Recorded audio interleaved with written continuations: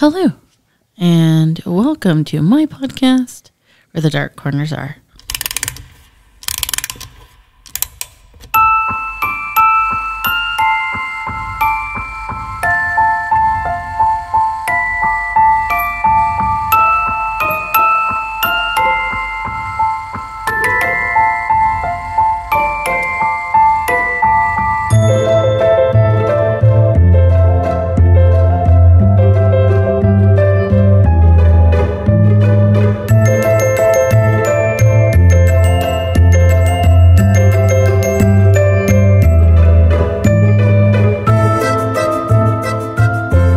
Hello, I am Vina, and I am your Dark Travels hostess. Tonight, we have a road trip with the Panda. And actually just the Panda. Yeah. No polar bear, no slashers, no Sierra. No, nobody's. Right. Nobody's. Hope they're not listening. Well, it'll be a test. So tonight I'm actually supposed to be doing the episode or recording the episode on the spirits of Seattle, but I'm just going to be honest. I've had some pretty rough weeks these last couple weeks, and I just didn't want to do the topic. Was the topic at least interesting enough? I mean, we're here now, so it's an itinerary of haunted places of Seattle. So okay, like top 5 or top 3 haunted hotels, restaurants, and Seattle actually has an interesting scenario with underground tunnels and former businesses, kind of like Sacramento and Portland. Mm-hmm. So it's just interesting that a lot of the cities that are off of rivers tend to have problems, and a lot of people associate problems with ghosts close to. Oh, like ghost problems or like city manufacturing problems? Yeah. Well, what happens in Seattle actually has nothing to do with the paranormal or with humans, sort of. So they had a plague. Oh, they had Seattle? The bubonic plague. Bubonic? Yeah. The bad plague. Yeah. The blue bonnet plague. The blue bonnet, the butter. Yes. And so they made some choices. So Seattle had a plague. Correct. Oh. In America. Our Seattle, America. You have to remember it was a port. City port. Oh, I guess so, yeah. They had a bunch, a lot of things. Constant international trade and vice correct. versa. So something traded in. That's how it's like COVID. Yeah. Yep. So anyways, we're actually gonna talk about this topic that I've actually been wanting to discuss for a while. And I actually don't necessarily have mainstream TV. You know this. We had like Netflix, Hulu, Amazon Prime. But there are some TV shows that I am actually familiar with on mainstream TV, like a show called Wife Swap. Is that still going? Is it still going? Yeah. Is it? I don't know. I'm asking. I don't know. Oh, I figured. Okay. I don't know. You said Wife Swap. I was like, I haven't heard that name. Well, like some of our listeners, they may not be familiar with the concept of the show. And what it is that families will apply to be on the show, and the producers will go in and learn about these families, and then they'll swap the moms, the wives, of very contrasting families. Yes. To, create that drama juice, that juicy juice. That juicy juice. For people to get hooked on, Yeah, well, yeah, it was that show was wild, man. I don't watch it. Have you watched it? You've never seen it? I've seen. Well, I mean, you know the premise behind it, of course. I mean, right. But I mean, that's it. So, like, usually they try to get the most extravagant wife, who's not so much the hands-on wife of like taking care of the house as much, to a wife who does take care of the house and stuff. Right. And so that was the kind of the point of the show, is I think why the families volunteered. I don't know how it worked. I don't know how they recruited them, but I think it's usually the husband or someone was like, hey, you should go on this show. I actually think like NBC, CBS, they have a section where you can apply to be on a show. Right. Like you go through their list and like, would you like to be a contestant for this, this, and this, and this? And you just fill out the application and go from there. Right. So I mean, that's probably what happens. They just put the wife up on, or the family, yeah, or the family, right? not just the wife, right? But I mean, that show is wild. I think it was on MTV. I don't know. I think that's what it was. That might be a different version. No, I mean they didn't.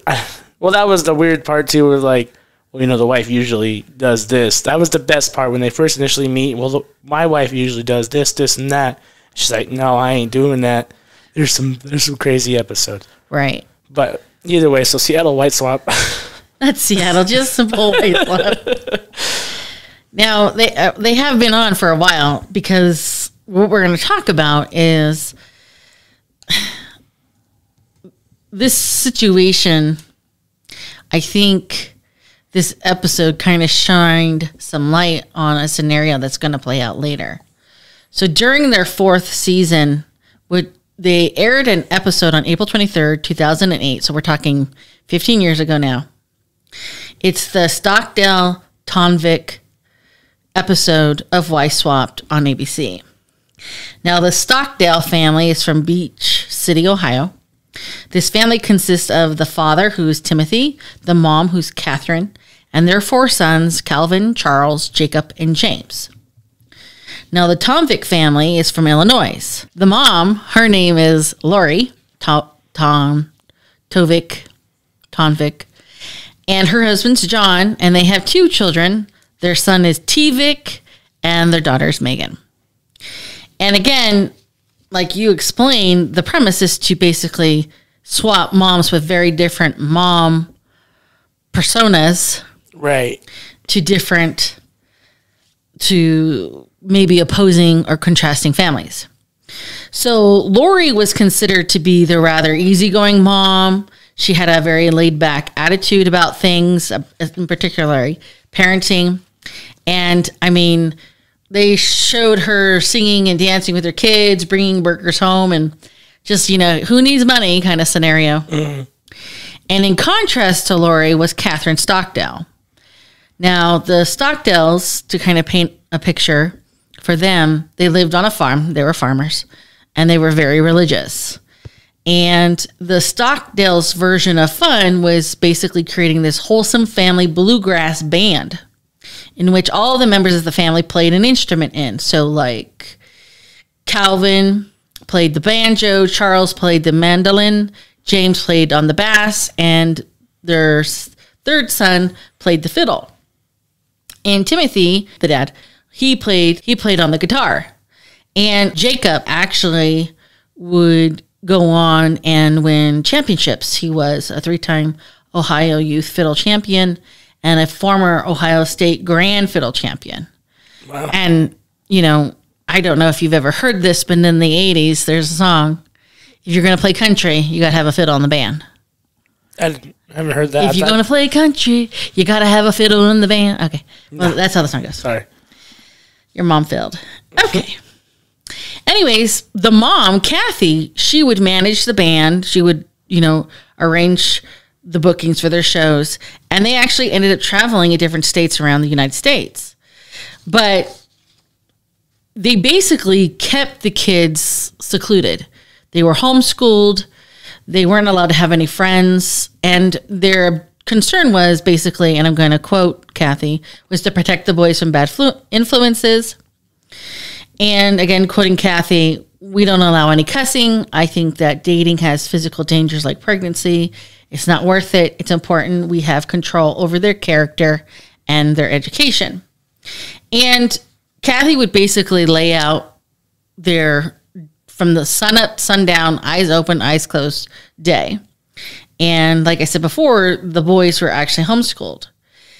In addition to homeschooling them, she trained the kids to do chores, and she had this system, this pretty elaborate system, where when they did their chores, they would be awarded by tokens, and the tokens would allow them to get privileges. And like they can do like recreational privileges, or one other thing that they can do was earn the privilege to listen to a radio show. Oh, in 2008? Yeah. Wow. Yeah, I'm not even sure Yeah, well, I'm sure there was primetime radio, but, But I don't know. It sounds like a Christmas Story, and he's listening to old teen commercials. Right, Annie. Yeah, or Annie. Orphan Annie. Orphan Annie, yeah.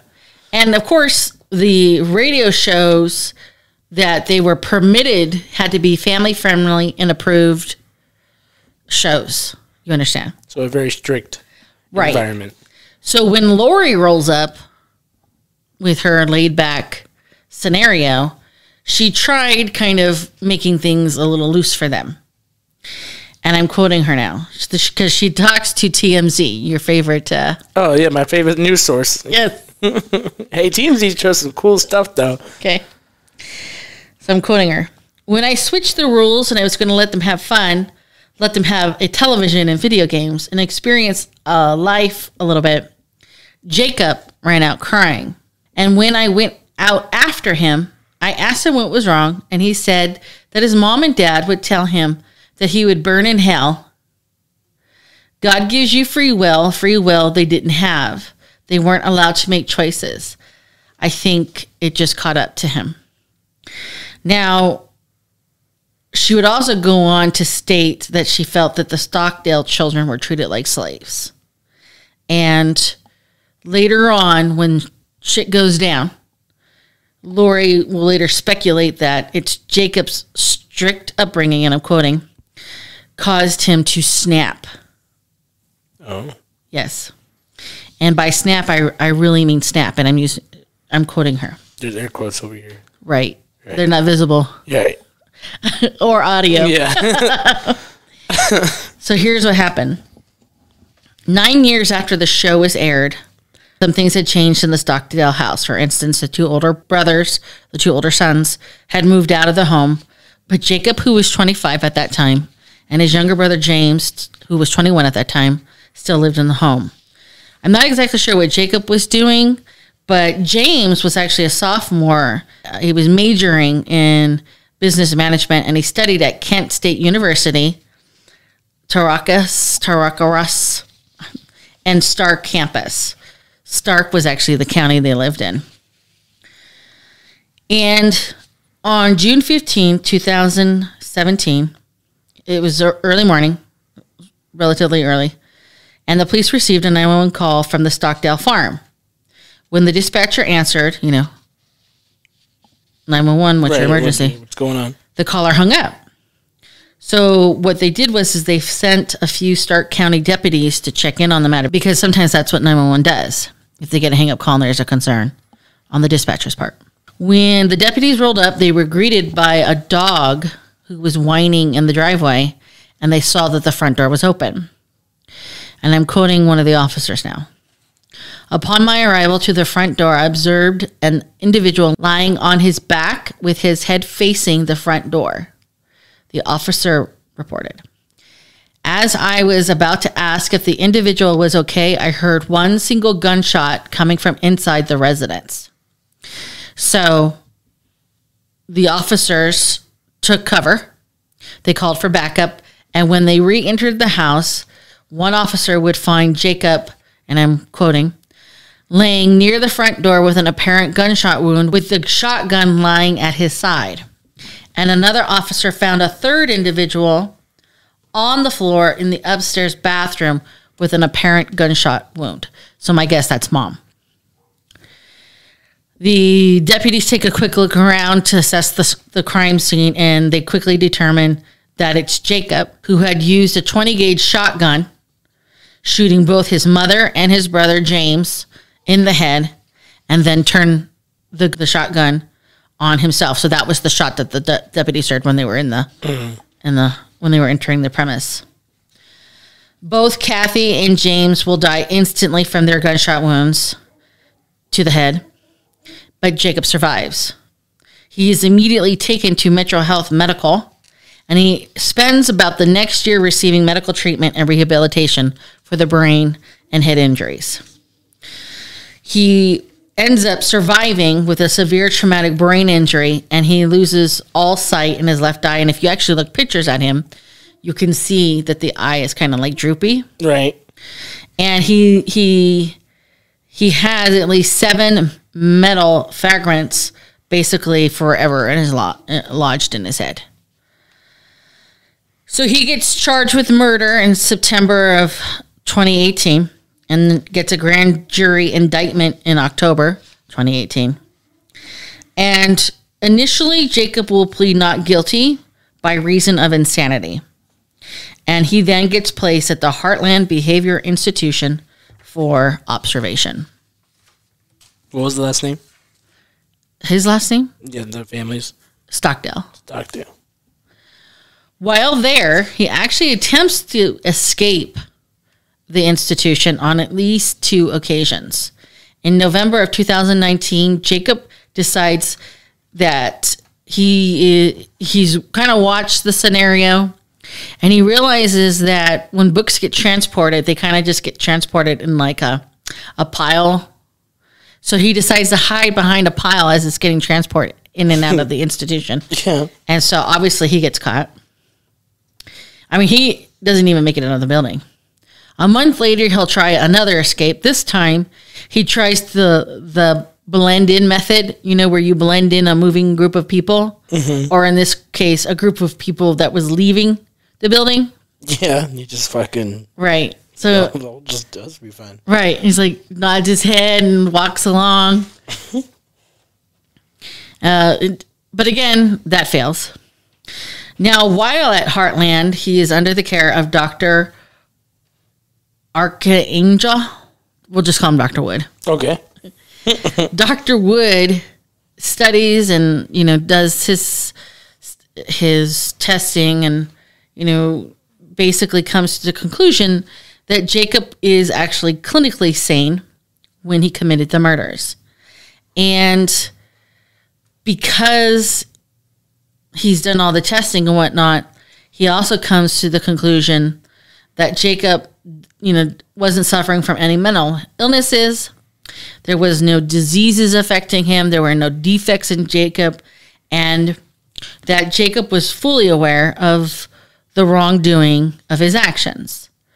So Dr. Wood submits his report, and it is determined that Jacob is deemed competent and capable to standing trial, and as well as being capable of understanding court proceedings, because you have to have both competency and understanding in order to be prosecuted. It's like a catch-22. You claim insanity, but the only way you can do that is if you're sane. Right. So. Right. It should be obvious to other people you're insane. Right. If you're really insane. Now, Jacob's original trial was slated to begin in early 2021, but it gets pushed back to May of 2021 because of COVID-related issues. And interestingly enough, during his Heartland stint, Jacob's family will actually go to the judge and ask for leniency because the state of Ohio actually has the death penalty. Oh, really? And the judge in this case is a Judge Frank Morcione. I'm probably mispronouncing that. In Ohio. So when it goes back to court in May, there's a plea agreement made, and Jacob agrees to plead guilty to 2 counts of murder, but he gets the firearm specifications dismissed, so the charges get dropped. The judge will end up sentencing Jacob to 15 consecutive years for murder of his mother and brother, so basically 30 years for first-degree murder.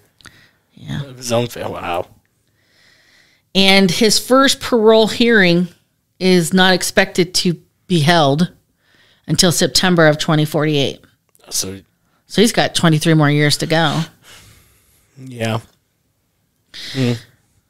Currently, Jacob eats, sleeps, and poops incarcerated at the Chillicothe Correctional Institution, which is located south of Columbus, which is the capital of Ohio. As for the remaining family, because there was 5, the son Calvin, he has moved to Michigan. Charles has also moved away. They don't know where Timothy is, so no one's really tracked Timothy, the dad. The dad. But, they're all just basically keeping a low profile. Well, yeah, they probably have a lot of attention brought themselves. Right. And it doesn't seem like they're still, doing their... I mean, they might be, but maybe... I mean, the band broke up? Yeah. I don't think the band's getting it back together on you this one. You lost your fiddle? I mean, what did he play? I forget what they played, but you lost 2 big instruments there. Right. The fiddle and I think bass. So what do you think? You think he got a taste of something else and then it just never left and he can never achieve that same itch or same like... I had mentioned earlier that they actually traveled for their competitions. So they saw things. They saw kind of how the world was, but they weren't allowed to participate in it. Right. Yeah, there's a difference from going and then actually experiencing. Right. So, I mean... And he was 25, and again, I don't know if he himself was in school or what his lot was like. Right. Well, I don't know what his lot was like, his life lot was like in that family. I don't know. I mean, none of them have fucking shut up the place, so it's like, well, how come he's the only one who... Well, and that's the other thing. He has never, from what I read, he has never provided a reason for what he did. Again, there was no note. Maybe he had a moment of remorse and shot himself next to his brother. I mean, I don't know. It just seems so sad. Right. Which it is. I mean, I'm sure they're well known in their own community. And they were. I mean, they won awards, accolades. So they people know who these people are. Right. In fact, the summer that this happened, this June of 17, they were packed. They had bluegrass events left and right. In fact, they just done a show the weekend prior. So, I mean, again, the sad part is that he's never disclosed why to us, to the public. Right. He probably never will, though. Right. I mean, and one of the things I haven't mentioned was the family has stated they have forgiven him, and they have stated that they do believe that James and the mom would forgive him as well. That's wild. So they wrote letters to the judge. They went to the judge asking for leniency. And it's weird because when they spoke of the mom and the brother, they didn't acknowledge that it was Jacob that did it. They just spoke of these people with love and care. And it didn't sound like there was a lot of anger. So I don't know. That's kind of weird. Because, I mean... You just forgive him? I don't know. Like, I mean, you have a brother. Well, yeah, if you put me and you down, then I'm kind of hoping someone puts him down, too. I don't know. I'd be pretty upset. And the other brother was like 21, right? Yes. He was young 20s? Yes. So and he was, he had a future. Yeah. James. He had one. Yeah. So. But I mean, that's what I'm saying. So the full circle of the saying was that, do you think at any point that because of the wife swap show, because I mean, we're doing this episode, so I'm assuming you have some tangent or something that connects that to like, do you think that's a possibility? I don't know. It's almost one of the things that I think I've been dealing with personally is sometimes when you open that Pandora box, it's hard to put what you knew and you felt and you experienced back in the box. Right, because it's like shattering that window of like, now I can see a whole lot more. Right. And I think we both know what we're talking about. How I Met Your Mother, that one episode. Oh, yeah, where they all noticed something that like, oh my God. And they came to realize how much that irritated them. Oh, yeah, it irritates them and it's actually very, it snaps them essentially, like, stop doing that. And they turn violent just like that. On each other. Yeah. So, I mean, that could have been his snap moment and then it just literally snowballs over the years. So maybe over time he just couldn't take it and maybe she fucking said something or tried to do something that triggered something right in his nerve and said, you know what? Fuck you, fuck that. I mean, sometimes you just, we all have bad moments of rage, I guess, especially when you're driving. Yes. You're like, because there's driving by yourself and there's driving with someone in the car. Like, you can be mad with somebody, but when you're by yourself, do you ever notice you're a different Well, you're in protective mode, especially if you're the driver. Yeah, but you're more expressive when you're by yourself as compared to with somebody in the car. Is you turn it down a little bit. I'm just saying, that's what some people do, but and that's the point I'm trying to make is that maybe he was driving by himself in his own mental car, and she cut me off, and I'm gonna fucking Just couldn't do it anymore. Maybe the brother tried to stop him, and he's like, if you try to stop me, this is gonna go wrong. Right. So, but I don't know. It's all speculation. Right. It's entirely possible the brother tried to save the mother. James tried to save mom. He said he just snapped. Yeah. All right. Well, that's what we have for you tonight. On to business. Facebook. This is Polar Bear's least. Wow. This is Panda's least favorite part of the episode. It's the email, really. The Facebook thing's whatever. I wish more people would join the Facebook page because you post a lot of pictures on there. We post a lot of things on there. Right. And it's fun. It's just cool. And we don't have to be the only ones posting it either. And, we do tend to approve. So there's a lady. I don't want to say her name because I don't have permission and I don't want her to get mad. Mm-hmm. But she does share a lot of Haunted Mansion stuff, which we always approve because Haunted Mansion is the jam. But either way. So, yes, we do have a Facebook page. And if you are curious and or interested and like to join, send us a request. But if you have a topic and a rando topoco you want. Yeah, just post on there. You want something done? Just post on there. I want to hear you guys talk about it. Anything. Or send the email. Or send the email at wherethedarkcorners@gmail.com.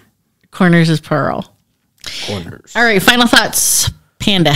I feel like we should watch that episode. Yeah, I did. Oh, did you? No, I feel like I should. Oh. So, yeah, check it out. I didn't know where to watch. ABC and Paramount, I looked it up. ABC and Paramount. They have Season 4. Season 4. It was released on April 23rd, 2007. Nice. All right. So until next time, please remember, only the few can find the beauty in the darkness, which is where we hope to meet you, where the dark corners are.